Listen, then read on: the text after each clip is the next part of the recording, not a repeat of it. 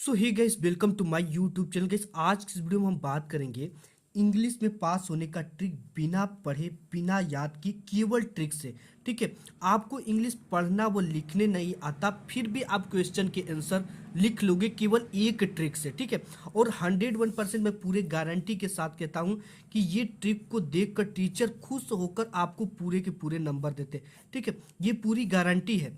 ये जो ट्रिक मैं बताऊंगा 100% गारंटी है, टीचर खुश होकर आपको पूरा नंबर देंगे और 100% गारंटी है कि आप पास हो जाओगे। ठीक है, तो इसके लिए मैंने यहाँ पे इंग्लिश का पेपर बोर्ड का ले लिया है और आपको क्या करना है। ठीक है, इसके लिए बोर्ड की कॉपी भी ले लिया और कैसे लिखना है क्वेश्चन के आंसर, चलिए मैं आपको लाइव प्रूफ सब कुछ करके दिखाऊंगा। यहाँ पे मैंने एक बोर्ड का पेपर ले लिया और यहाँ पे बोर्ड की कॉपी ले लिया है। ठीक है, अब देखो आपको कैसे सॉल्व करना। आपको जो भी क्वेश्चन बिल्कुल ना पता हो, सबसे पहले तो आपको इस तरह का अनसीन पैसेज सॉल्व करने के लिए आता है आपके बोर्ड के पेपर में, और देता है कि read the following passage carefully and answer the question given below. यानी कि आपको इसको सावधानी पूर्वक पढ़ना और इसके नीचे दिए गए क्वेश्चन के आंसर को आपको देना है। अब देखो, आपको अनसीन पैसेज नहीं पढ़ना है। ठीक है, सबसे पहले आप क्वेश्चन पढ़ो। क्वेश्चन कह रहा है कि what should we do to get success in life. तो हमने बताया कि शुरू में आपको कुछ ग्रामर की रूल को फॉलो करना है क्वेश्चन का आंसर बनाते समय। वो कौन सा रूल है जिस रूल को एग्जामिनर 100% इसी रूल को देखकर आपको पूरे के पूरे नंबर दे देता है।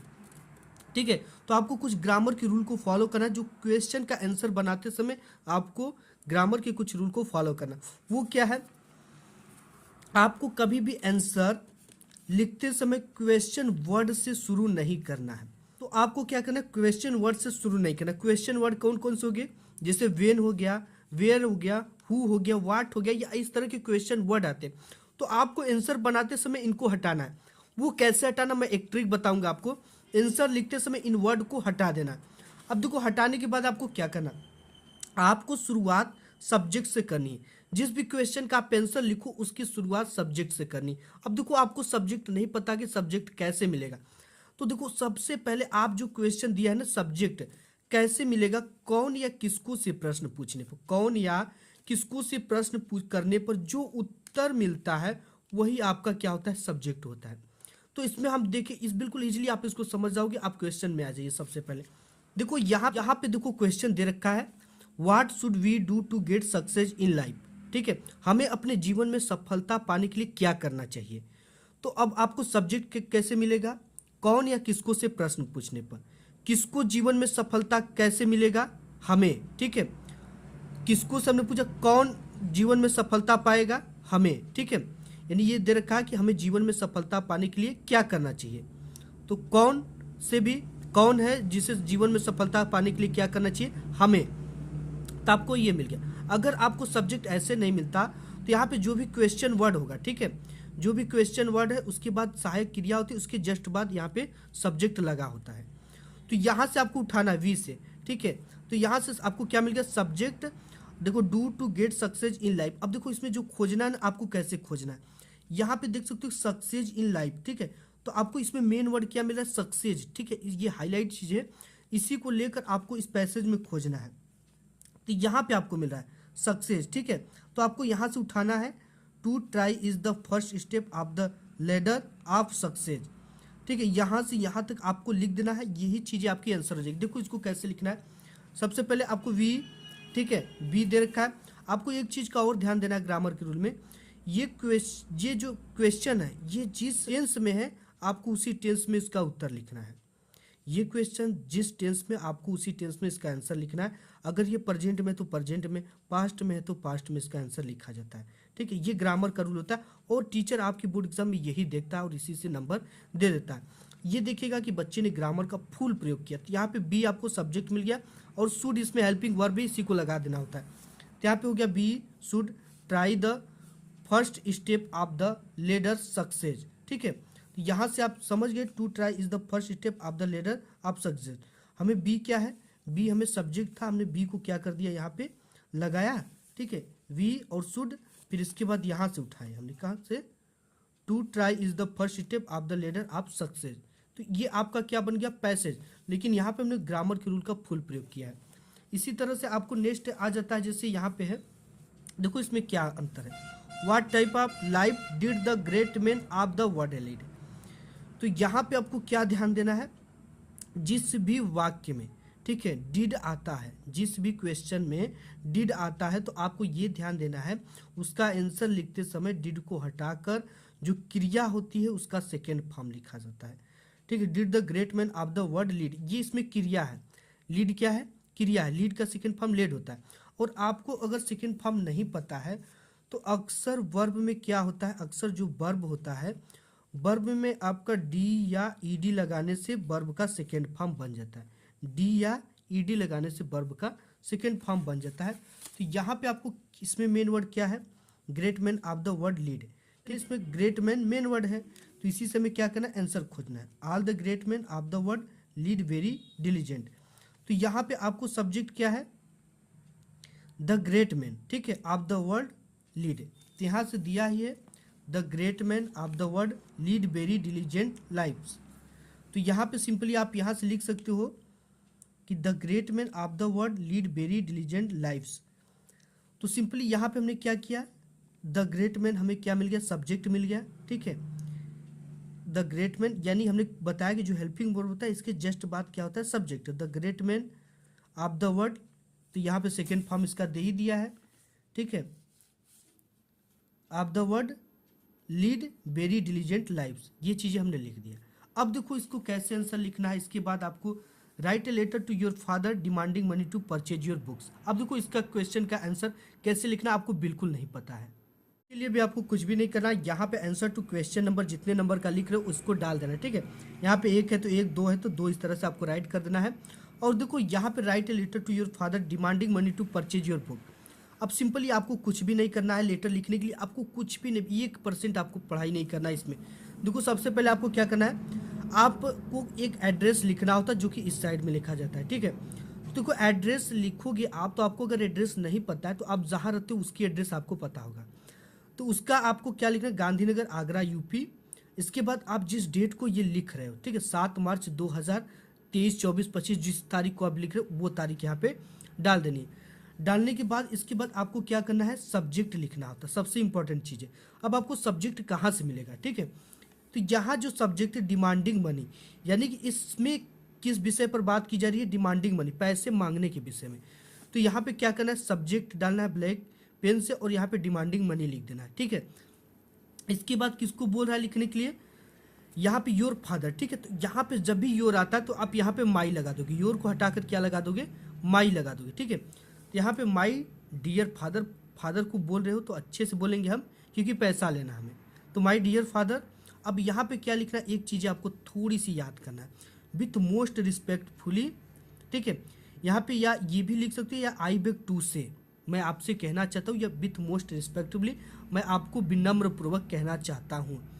With most respectfully I would like to say, मैं आपसे कहना चाहता हूँ, आई नीड सम मनी, मुझे कुछ पैसों की ज़रूरत है, to purchase my new book. अब देखो यहाँ पे क्या मिल गया, टू लगाना है, टू परचेज, योर की जगह पे क्या लिखना है, माई न्यू बुक। ठीक है, न्यू बुक है तो बुक्स के लिए लेना है तो बुक्स लिखेंगे, न्यू बुक के लिए लेना है तो न्यू बुक लिख देंगे। यहाँ से है demanding money to purchase your book, यहाँ से आई नीड, मुझे ज़रूरत है, सम मनी, कुछ पैसों की, to purchase my new book. बिल्कुल सेम यही चीज़ें हैं, टू परचेज योर की जगह पे माई बुक, ये लिख दिया। अब इसके बाद आपको इस तरह से डैश डैश दिख रहा है। ठीक है, अब इस डैश डैश में आपको क्या लिखना है, सबसे पहले यहाँ पे आपको पैसेज एक देखने को मिलता है।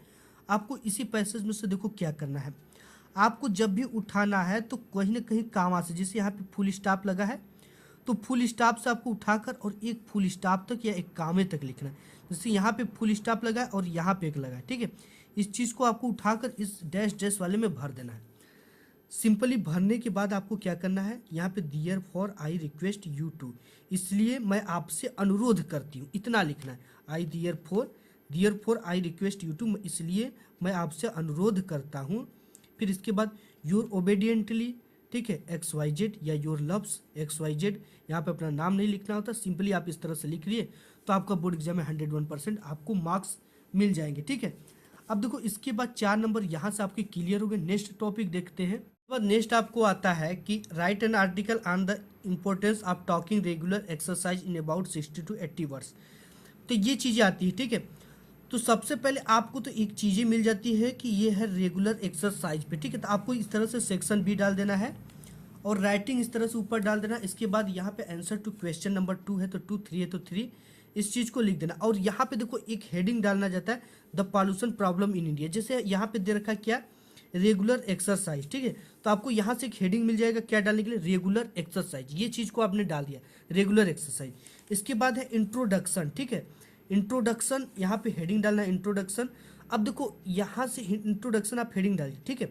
और इसकी टाइटल क्या है, यहाँ पे टेकिंग रेगुलर एक्सरसाइज, ठीक है। तो यहाँ पे आपको लिखना है taking the regular exercise, heading से ही देखो जो दिया है इसमें रेगुलर एक्सरसाइज, ठीक है। तो यहाँ पे लिखना है, यहाँ से टेकिंग रेगुलर एक्सरसाइज, तो यहाँ से शुरू करना है टेकिंग रेगुलर एक्सरसाइज, ठीक है। इसके बाद आप अपने शब्दों में जो जैसे माई हेल्थ गुड, जैसे आप अपने टूटी फूटी शब्दों में लिखिए, ठीक है। जो आपको आता है, जैसे इससे जिससे मेरा हेल्थ गुड रहता है, ठीक है। तो आप लिख दो कि माई हेल्थ इज़ गुड। इस तरह से अपने से बना कर लिखने के बाद एक लाइन के ऊपर का बनाने के बाद आपके बाद इसमें 2 से 3 पैसेज देते हैं आपकी इंग्लिश में। फिर इस पैसेज को क्या कर देना है, यहाँ पे भर देना है, ठीक है। फिर हेडिंग डालना है कीप्स आवर बॉडी एक्टिव, तो लिख देना कि यहाँ पे फिर आपको डालना है taking regular exercise keep our body is very active, ठीक है। Is keeps our body is very active. इसी तरह से आपको थोड़ा थोड़ा बना बना के लिखना है, ठीक है। जैसे बॉडी एक्टिव रहता है और आपके सुबह उठने से माई हेल्थ इज, आपको जो भी लिखना है जैसे कि माई हेल्थ इज एक्टिव, मेरा हेल्थ एक्टिव रहता है। आप इस तरह से बना बना के लिखने के बाद इस तरह से आपको क्या करना है, फिर से पैसेज थोड़ी सी उठाना है कहीं से, फुल स्टॉप से यहाँ से उठाना है, एक 2 लाइन इधर का लिख देना है, ठीक है। 101%। इसके बाद आपको सभी हेडिंग डालना है, जो भी हेडिंग दिया है इसमें सभी हेडिंग इस तरह से डालना, लास्ट में कंक्लूजन तक लिखना है। इसी तरह से अपने से थोड़ा थोड़ा बना बना कर लिख देना है, ठीक है। फिर तो इस तरह से आप करोगे तो 101% आपको नंबर मिलेंगे। जैसे यहाँ पे है इंट्रोडक्शन, इस तरह से डालना है और हाईलाइटर से कर देना है। तो जिस तरह से थोड़ा थोड़ा बना बना कर आपको हेडिंग डालना है तो उसके नंबर मिलते हैं। इसके बाद आपको आ जाता है इस बोर्ड एग्जाम में एक लॉन्ग टाइप के क्वेश्चन लिखने के लिए आता है, ठीक है। और आपको इसमें पूरा का पूरा नंबर मिलेगा, 4 नंबर। यहाँ पे देता है answer 1 of the following question in about 60 word. 60 word में आपको लिखना। अब देखो इसमें थोड़ी सी ग्रामर का आप रूल लगा दोगे, आपको पूरी की पूरी नंबर मिल ही जाएगा, ठीक है। 101% मिलेगा। इसमें देखो क्या है, how did the hailstones affect the field of Lencho, यानी कि जो हेल स्टॉर्म था, जो तूफान था, वो लेंचो के जो खेत है, फील्ड है, उसको किस प्रकार से प्रभावित किया। तो यहाँ से सिंपली आपको क्या लिखना है, देखो यहाँ पे सब्जेक्ट आपको कैसे मिलता है, how did the hail stones, ठीक है। तो लेंचो के खेत को किसने प्रभावित किया, कौन प्रभावित किया, हेल स्टोन ने ना, कौन या किसको से आपको प्रश्न करने पर क्या मिलता है, सब्जेक्ट मिलता है। ना भी मिले तो हमने बताया कि हेल्पिंग वर्ब के जस्ट बाद सब्जेक्ट होता है, हेल्पिंग वर्ब के जस्ट बाद सब्जेक्ट होता है। तो यहाँ से आपको क्या करना, सब्जेक्ट मिल गया द हेल स्टोन्स, ठीक है। अब देखो ये टेंस कौन सा है, प्रेजेंट, ये पास्ट है, ठीक है। तो पास्ट में जब भी डिड लगा होता है तो हमने बताया डिड को हटाकर, और जो इसमें वर्ब होता है यानी क्रिया होता है, ये सब्जेक्ट के जस्ट बाद होता है।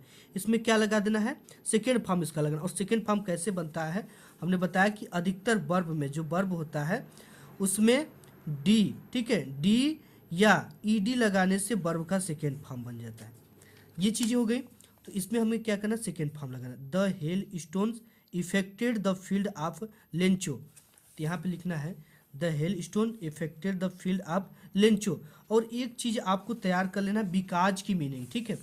अक्सर जब भी देखो बिकाज, इसके बाद the hell stone affected the field of Lencho, यानी कि तूफान ने लेंचो के खेत को प्रभावित किया क्योंकि, ठीक है। इसकी मीनिंग आपको BECAUSE इसको तैयार कर लेना है।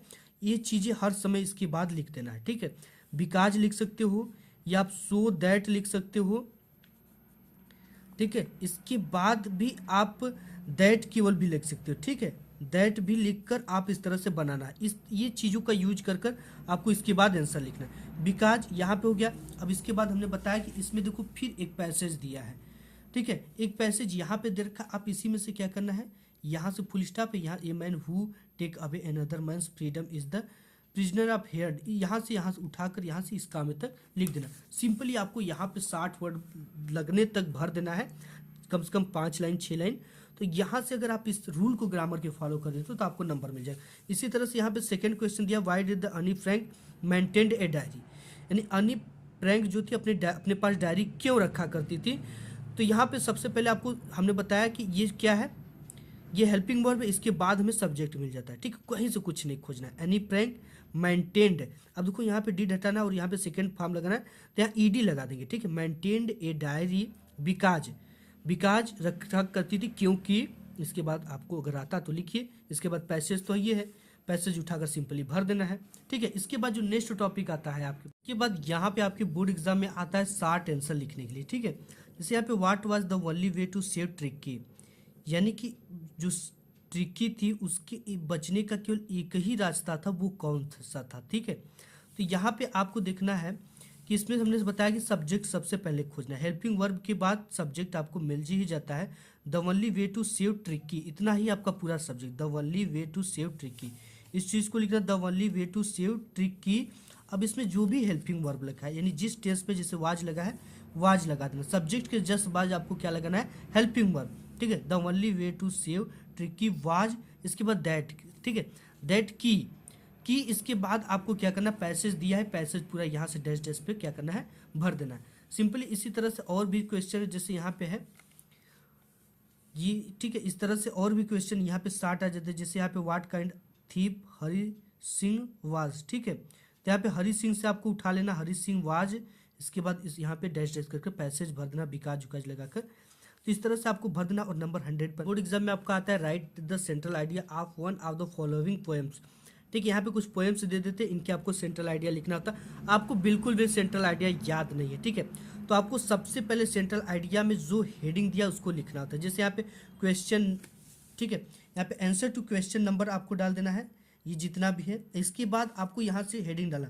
फायर एंड आइस, ये कहाँ से मिलेगा आपको, क्वेश्चन पेपर से फायर एंड आइस का आप लिख रहे हो तो, ठीक है।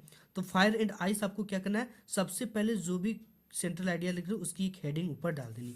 यहाँ पे हमने फायर एंड आइस लिख दिया। अब देखो यहाँ पे सेंट्रल आइडिया हेडिंग डालनी है, और सेंट्रल आइडिया आपको लिखने नहीं आता, आपको पता भी नहीं है सेंट्रल आइडिया, ठीक है। तो यहाँ पे एक लाइन आपको याद करना है, द पोयम, इसके बाद इसका टाइटल, ठीक है, जो टाइटल इस पोयम का name, the poem fire and ice, यहाँ से हमने उठाकर यहाँ पे रख दिया, has been composed by Robert Frost, यानी कि ये the poem fire and ice has been, इसे कंपोज्ड किया है रॉबर्ट फ्रॉस्ट ने, ठीक है, इतना याद कर ले। अब इसके बाद in this poem the poet has described about, यानी कि इस कविता के माध्यम से हमें कवि बताना चाहता है, यानी इस कविता के माध्यम से हमें कवि किसके बारे में बताना चाहता है, ठीक है, बिल्कुल इजी। इसके बाद यही चीज़ है बस, the poem fire and ice has been composed by Robert Frost, ठीक है, यानी कि ये चीज़ें तो यहाँ से मिल गई, और इसके बाद हैज बीन कंपोज्ड बाय, इसके लेखक का आपको नाम तैयार करना है, ठीक है, ये जो रॉबर्ट फ्रॉस्ट इसके लेखक है, आपको इसको तैयार रखना है। अगर नहीं आता तो इसको ब्लू पेन से लिखना, ब्लैक से नहीं लिखना, किस लिए कि इसलिए कि ये हाईलाइटेड हो जाता है ब्लैक से। तो यहाँ पे द पोयम, यहाँ से मिलेगा fire and ice has been composed, ठीक है, हैज बीन कंपोज्ड, इसके बाद बाई रॉबर्ट फ्रॉस्ट, इसके लेखक का आपको नाम तैयार करना है। इसके बाद in this poem the poet has describe about, इस कविता के माध्यम से हमें कभी इसके बारे में बताना चाहता है। इसके बाद आपको पैसेज उठानी है एक बेहतरीन सी, और यहाँ से लेकर यहाँ तक पूरी की पूरी भर देनी है, ठीक है। तो यहाँ से अगर आप ये अगर अप्लाई करते हो तो 101%, मैंने प्रीवियस ईयर के कई बच्चे जो बिल्कुल फेल होते उनको बताया 101% वो पास हो गए और अच्छे मार्क्स के साथ पास हुए। तो आज की इस वीडियो में बस इतना ही, मिलूंगा एक नेक्स्ट वीडियो, तब तक के लिए धन्यवाद।